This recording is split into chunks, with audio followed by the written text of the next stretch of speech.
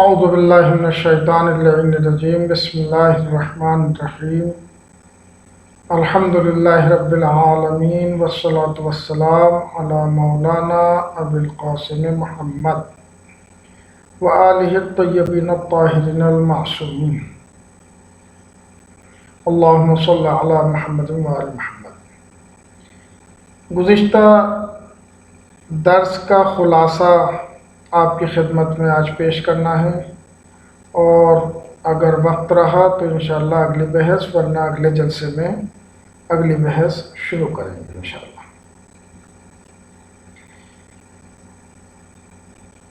گزشتہ درس میں ہم نے آپ کی خدمت میں عرض کیا کہ انسان کی انسانیت محتاج ہے اپنی شناخت میں، اپنے وجود میں، اپنی حقیقت میں، اپنی شخصیت میں پروردگار کی شناخت کی، پروردگار کی معرفت کی، کیونکہ انسان کا علم اور معرفت اصلی ترین حصہ ہے انسان کے وجود کا، اور اگر اس علم و معرفت میں پروردگار کی معرفت، اپنے خالق کی معرفت نہیں آتی تو پھر اس کی اتنی اہمیت نہیں ہے۔ اگر پروردگار کی معرفت اس معرفت کے ساتھ جڑ جاتی ہے اور پروردگار کو پہچان لیتا ہے انسان، تو اس علم و معرفت سے انسان کی انسانیت کمال تک پہنچ جاتی ہے اور بالا ترین مراتب طے کر لیتی ہے۔ اس کے بعد ہم نے خلاصتاً مغربی فلاسفہ اور دانشمندوں کے اقوال آپ کے سامنے پیش کیے تھے خدا کے بارے میں کہ ان کی نظر کیا ہے۔ خلاصتاً ہم آج مرور کرتے ہیں اور تطبیق کرتے ہیں۔ انسانیت انسان در گروہ شناخت خداوند است۔ انسان کی انسانیت محتاج ہے پروردگار کی معرفت کی، زیرا علم و آگاہی انسان اصلی ترین و گرامی ترین بخش وجود اوست، اس لیے کہ انسان کا علم اور معرفت انسان کے وجود کا اصلی ترین اور محترم ترین حصہ ہے۔ درک معرف الہی خود ہدف و غایت انسانیت است۔ اس میں کوئی شک نہیں کہ معرف الہی کو حاصل کرنا، انہیں جاننا، ان کی معرفت حاصل کرنا خود ہدف اور غایت ہے انسانیت کا۔ اب نظریات کے بارے میں گفتگو کرتے ہیں۔ سقراط خدا کے بارے میں کہ چند خداؤں کے قائل تھے، جیسا کہ ہم نے آپ کو بتایا تھا، اسی کا خلاصہ آپ کے سامنے پیش کرتے ہیں۔ سقراط بے وجود خدایان باور داشت، یعنی چند خدا کا اعتقاد تھا۔ وہ معتقد بود کہ انسان برائے آن کے بے سعادت بے رسد، اور اس کا ماننا یہ تھا، اس کا اعتقاد یہ تھا کہ انسان کو کمال اور سعادت پر پہنچنے کے لیے کسی الہی مدد کی ضرورت نہیں ہے، کسی الہی ہدایت کی ضرورت نہیں ہے، نیازی پہ ہدایت الہی نہ دارد۔ سقراط جایگاہی برائے خداوند و ارتباط با او در زندگی انسان بیان نہ کر دے است۔ سقراط نے خداوند عالم کی معرفت یا خداوند عالم سے رابطے کی اہمیت کے لیے انسان کی زندگی میں کوئی جگہ نہیں دیکھی۔ وہ کسی جگہ کے قائل نہیں ہے کہ اس کی بھی کوئی جگہ ہے، کوئی مقام ہے پروردگار کی معرفت کا انسان کی زندگی میں۔ افلاطون جو سقراط کے شاگرد تھے، وہ دو خداؤں کے قائل تھے۔ افلاطون بے دو خدا باور داشت۔ افلاطون دو خداؤں پر اعتقاد رکھتے تھے، اور ان کا کہنا یہ تھا کہ اس خدا تک کہ جو حقیقی خدا ہے، جو دو ہیں، وہ وہاں بھی صرف اور صرف فلاسفہ ہی پہنچ سکتے ہیں، اور وہ بھی کم سے کم 50 سال تک جد و جہد کرنے کے بعد، کد و کاوش کرنے کے بعد پہنچ سکتے ہیں۔ افلاطون بے دو خدا باور داشت و معتقد بود تنها فلاسفه می توانند این دو خدا را بشناسند، آن هم پس از گذراندن مراحل زیاد و در سن 50 سالگی وہ بھی بہت سارے مراحل طے کرنے کے بعد اور تقریباً 50 سال کی عمر میں بقیہ مردم برائے ہمیشہ شناخت خداوند محروم باشند۔ اور فلاسفہ کے علاوہ جو دوسرے افراد ہیں جو فلسفی نہیں ہیں، وہ ہمیشہ ہمیشہ پروردگار کی معرفت سے محروم رہیں گے۔ یہ افلاطون کا نظریہ تھا۔ ارسطو کہتے ہیں کہ عالم جو ہے وہ قدیم ہے اور اسے کسی نے پیدا نہیں کیا بلکہ ہمیشہ سے ہے اور ہمیشہ رہے گا، اس کا کوئی خالق نہیں ہے۔ ارسطو برآن بود کہ عالم قدیم است۔ ارسطو کا عقیدہ تھا کہ عالم قدیم ہے، وہ کسی آن را پدید نے آوردے، اور کوئی اسے وجود میں نہیں لایا، کسی نے اسے خلق نہیں کیا ہے۔ خدائے ارسطو خالق جہان نیست۔ ارسطو کا خدا جہان کا بنانے والا نہیں ہے، دنیا کا بنانے والا نہیں ہے، بلکہ فقط محرک آن است، بس دنیا کو چلانے والا، حرکت دینے والا۔ بے عقیدہ او خدا را نمی توان پرستید۔ اس کے اعتقاد میں اس کا ماننا یہ ہے کہ خدا کی عبادت نہیں کی جا سکتی۔ بے او محبت ورزید، نہ ہی اس سے محبت کی جا سکتی ہے۔ وہ ازو انتظار یاری داشت، نہ اس سے مدد کی امید کی جا سکتی ہے۔ کیوں؟ چون ان نمی تواند محبت انسان را پاسخ گوید، کیونکہ وہ انسان کی محبت کا جواب نہیں دے سکتا ہے۔ وہ یا کاری برائے وہ انجام دے دو، نہ ہی انسان کے لیے وہ کچھ کر سکتا ہے۔ محتاج مجبور سا خدا اس نے پیش کیا ارسطو۔ مسیحیان قرون وسطیٰ، جو قرون وسطیٰ کے عیسائی لوگ تھے، از خدا تصویری انسان گونے داشتن، انہوں نے خدا کی ایسی تصویر پیش کی جیسی ایک انسان کی ہوتی ہے، بس فرق اتنا تھا کہ اس کی آنکھیں بہت بڑی بڑی، ایک آنکھ مشرق میں ہے تو ایک مغرب میں ہے، اور عجیب عجیب طرح کی چیزیں، جیسے کہ بعض جو اسلام شناس نہیں ہیں اور جو گھڑی ہوئی روایتوں کے ذریعے سے خدا کو معرفی کرنا چاہتے ہیں، وہ بھی اسی طریقے کا خدا انہوں نے پیش کیا ہے۔ ان کی کتابوں میں اس طرح کی چیزیں ذکر ہوئی ہیں، تو وہ متاثر ہیں انہی جعلی روایت کے ذریعے سے یہودیوں سے اور عیسائیوں سے، اور یہی دلیل ہے کہ وہ جعلی ہے روایت۔ تو جو کہتے ہیں سبائیہ زیادہ تر انہی کے متون میں پائی جاتی ہیں۔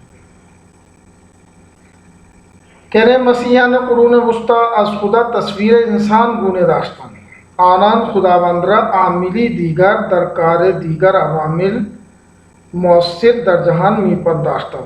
کہہ رہے ہیں کہ وہ خدا کی تصویر انسان کی طرح سے پیش کرتے تھے اور خدا کو ان چیزوں میں مؤثر جانتے تھے کہ جو بھی دوسرے عوامل وہ گمان کرتے تھے، اس میں صرف جو ہے یہ کہتے تھے کہ جس چیز کا ہمیں علم نہیں ہے، جس کی علت نہیں پتہ چل رہی ہے، ان سب کو بس اللہ کر رہا ہے، جو بھی کر رہا ہے خدا کر رہا ہے ان کی نظر میں۔ اللہ تو کہتے نہیں، گاڈ۔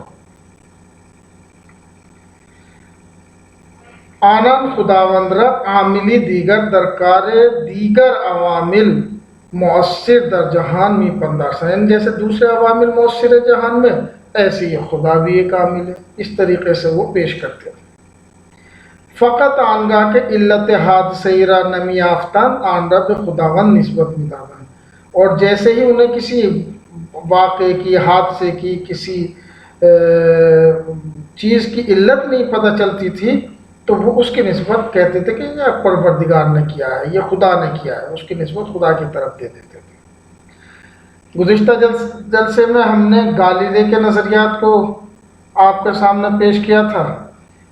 گالیلے کے عقیدے میں درباور گالیلے کار خداوند تنہا آفرینشہ تمہا است، خدا کا کام صرف ایٹم بنانا ہے، ایٹم کی خلقت ہے۔ جہان پس از آفریده شدن دیگر نیازی به خداوند ندارد، اور پیدا ہونے کے بعد، خلقت ہونے کے بعد اس دنیا کو خدا کی ضرورت نہیں ہے۔ وہ ازن رو بود، اور اسی وجہ سے ازن رو بود و نبود او در کار جہان تغییری پدید نمی آورد، اس خدا کا ہونا یا نہ ہونا اس جہان میں کوئی تبدیلی نہیں کر سکتا۔ بسیاری از دانشمندان قرن حفظ و ہجد میلادی دربار خداوند ہمین گونے اندیشن کہہ رہے ہیں کہ بہت سارے مفکرین دانشمندان جو 17ویں اور 18ویں صدی میلادی کے لوگ تھے، وہ بھی اسی طرح سے سوچتے تھے خدا کے بارے میں کہ خدا ایسا ہے کہ بس اس نے بنا دیا اور اس کے بعد اس دنیا سے اس کا کوئی ربط نہیں ہے۔ نیوٹن وہ بھی خدا کو عجیب طریقے سے پیش کرتا ہے۔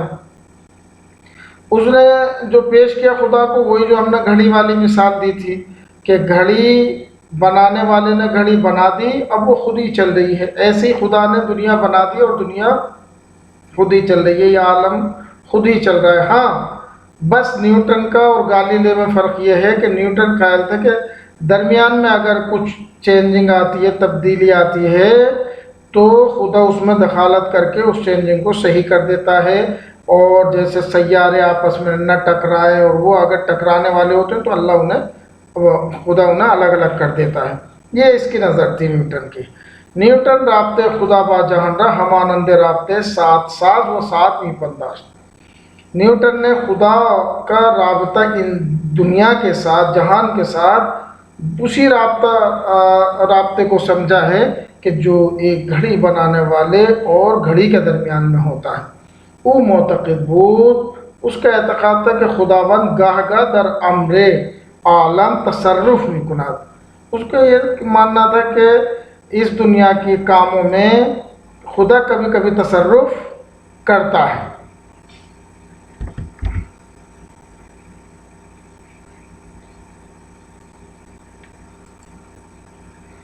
و برخی از بی نظمی ها را در حرکت سیارات برطرف می کند، اور یہ کچھ جو بے نظمی ہو جاتی ہیں، سیارے آپس میں ٹکرانے سے لگتے ہیں، ان بے نظمیوں کو خداوند متعال برطرف کر دیتا ہے۔ یہ نیوٹن کا نظریہ تھا، یہ ہم نے خلاصتاً آپ کی خدمت میں پیش کیا۔ ایک صلوات پڑھیں محمد و آل محمد پر، اللہم صلی علی محمد و آل محمد۔ اب اہم بحث الحمدللہ شروع ہو رہی ہے آج سے ہماری، خدا در اسلام۔ اسلام میں خدا کو کس طریقے سے پیش کیا ہے؟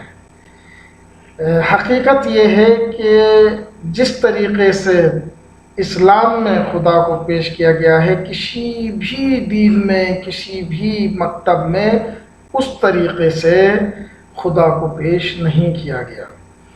خدا بسم اللہ الرحمن الرحیم، بسم اللہ الرحمن الرحیم سے جیسے شروع کرتے ہیں ہم، تو سب سے پہلے اسلام کا خدا رحمان ہے، رحیم ہے۔ پھر اس کے بعد جیسے ہی رب ہے، الحمدللہ رب العالمین۔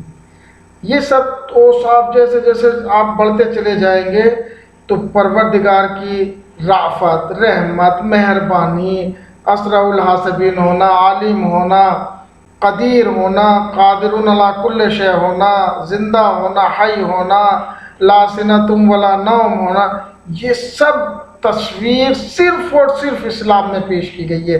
اسلام کے علاوہ کسی دوسرے مذہب میں یہ تصویر پیش نہیں کی گئی ہے۔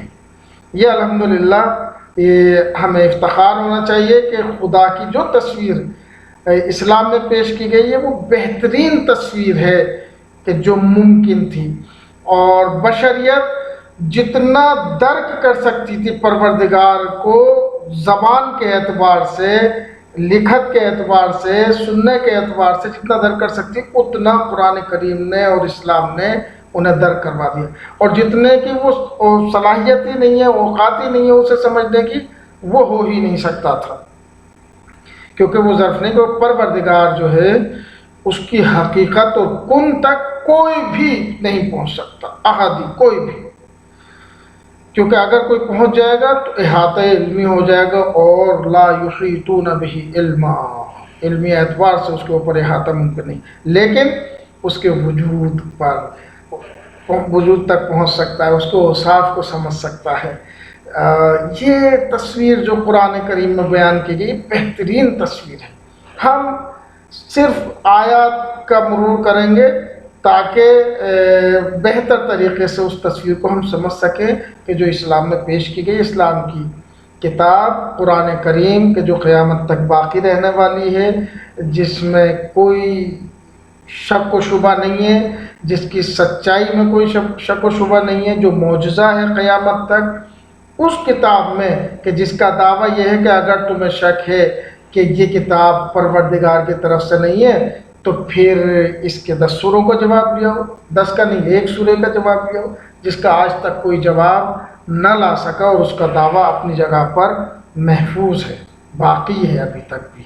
اور آج تک بھی کوئی اگر جیسے اسلام دشمن طاقتیں ہیں طرح طرح سے جگہ جگہ پر آ کر اسلامی دنیا میں جنگ و جدل انہوں نے کر رکھی ہے، ایٹم کی طاقت ان کے پاس ہے، دوسری طاقتیں ان کے پاس ہیں، فوجی اور ہوائی طاقتیں. اگر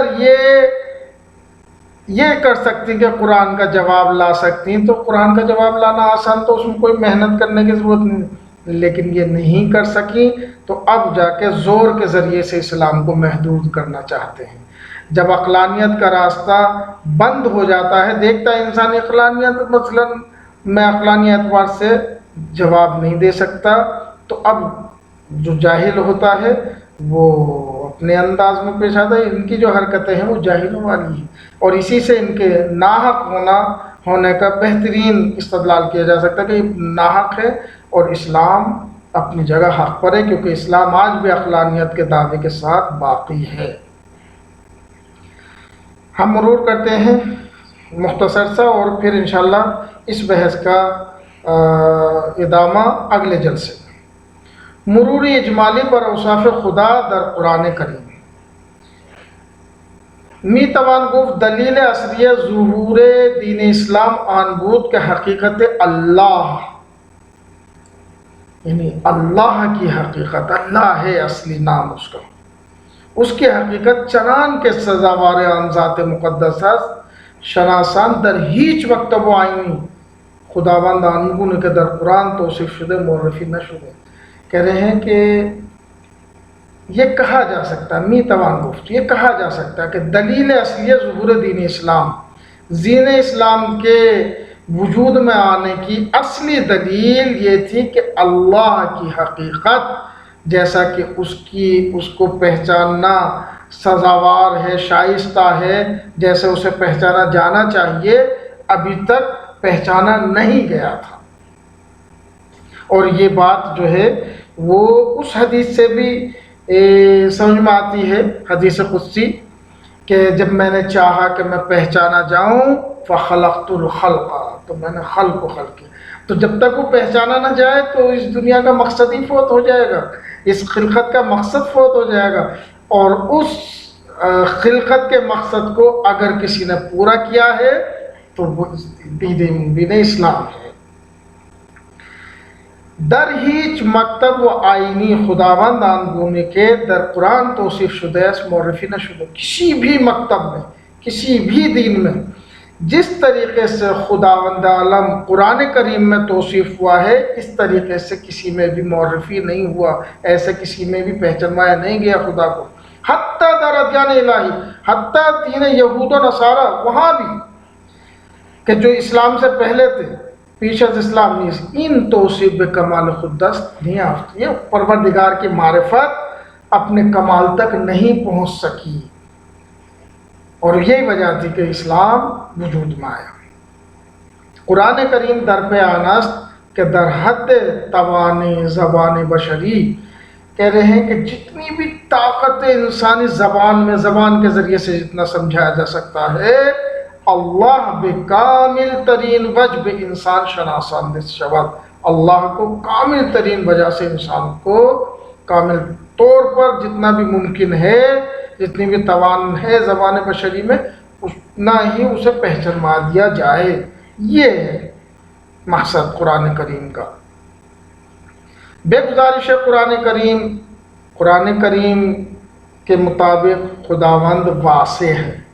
واضح ہے یعنی وسعت دینے والا، گشائش بخشنے والا، پھیلانے والا کو آیت کیا ہے؟ ان اللہ واسع علیم، اللہ تعالیٰ وسعت دینے والا ہے، علیم ہے، علیم یعنی جاننے والا ہے، اسرع الحاسبین ہے، الا لہ الحکم وہو اسرع الحاسبین، حکم اس کا ہے، حکومت اس کا حق ہے، اور وہ سب سے تیز حساب کرنے والا ہے، حی ہے، وہ زندہ ہے، وعنت الوجوہ للحی القیوم، تمام چہرے حی القیوم کے سامنے جھک جاتے ہیں۔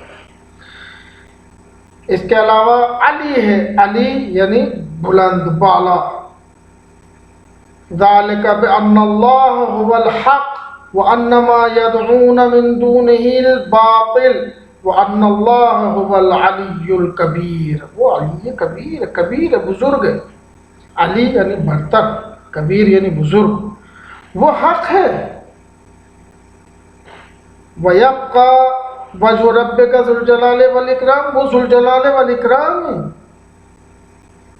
اسرع الحاسبین، حی قیوم، قیوم یعنی ایسا قائم کہ جو ہمیشہ باقی رہے گا، علی ہے، برتر ہے، کبیر ہے، حق ہے یعنی راست سچائی ہے اس کے اندر، ذوالجلال والاکرام ہے، صاحب شکر اور ارجمند، اکرام والا ہے، جلال والا ہے، بس صمد اور بے نیاز ہے، یعنی ایسا بے نیاز کہ جس کی سب کو ضرورت ہے اور اسے کسی کی ضرورت نہیں ہے، وہ ایسا ہے۔ اور خداوند اول ہے، اول یعنی سب سے پہلے، یعنی اس سے پہلے کچھ بھی نہیں تصور کیا جا سکتا، ایسا موجود جس سے پہلے کوئی موجود نہ ہو، هو الاول والآخر والظاہر والباطن، وہ اول ہے یعنی ہر موجود سے پہلے، اول ہونے کے ساتھ ساتھ آخر ہے، یعنی ایسا موجود جو ہر موجود کے بعد بھی موجود ہے، ظاہر ہے یعنی ایسا ظاہر ہے کہ اگر کسی کو تلاش ہے تو اسے فوراً مل سکتا ہے، شہر کے حیات سے بھی زیادہ نزدیک ہے، رگ گردن سے بھی زیادہ نزدیک ہے، اور وہ ہر جگہ ہے جہاں بھی تصور کرو، لیکن باطن بھی ہے، اس کی حقیقت تک کوئی بھی نہیں پہنچ سکتا۔ یہ تصویر ہے کہ جو قرآن کریم پیش کرتا ہے، انشاءاللہ اس کا ادامہ اور اگلی بحث انشاءاللہ اگلے جلسے میں آپ کی خدمت میں پیش کریں گے۔ والسلام علیکم ورحمۃ اللہ وبرکاتہ۔ اگر یہاں تک کسی کو کچھ دریافت کرنا ہے، سوال ہے، تو کمنٹ باکس میں بتا سکتے ہیں، انشاءاللہ پہلی فرصت میں آپ کا جواب دیا جائے گا۔